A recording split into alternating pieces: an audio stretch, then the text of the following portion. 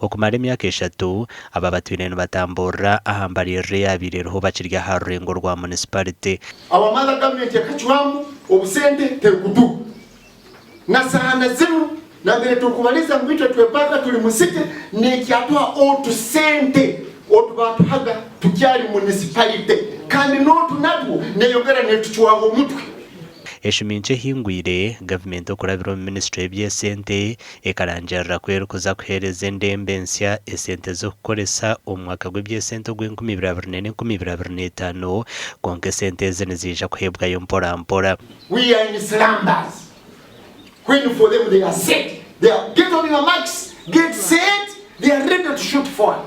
Okwisiya 2019 abakuru mu Fort Portal bagira ngo bakaba bashoroze sente ziri hagati y'akahumbi kamwe n'icweka na n'ubuhumbi bibiri mu sente za Uganda obwezo rukurugo mu mishoro kikatandika buli mbuzi ha nkondo yayo gulu mbuloko revenue era bilioni 12 nansana era bilioni ya 27 yitwe na bilioni yemu yokukwatira okurugera hakitongore kitari kya gavumenti kya Civil Society Budget Advocacy Group gavumenti zebyanga zino mu muhango ogukusya obuheereza mu bantu ba bulijo. Local governments should only deliver services to the people, but they only receive only 10% of the national budget, and the only 25% of the local level collected revenue goes back to them.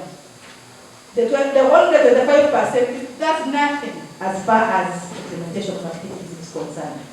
Konkabo abatura baganireho na TV West nabagira ngo bamwe abari kushoroza emishoro mu Fort Portal nabaryangatana sa sente zibari kushoroza. When they are going in the field, they connect with other big men. You give me a token aside, then I reduce for your amount to pay. The whole town of Fort Portal is littered with garbage.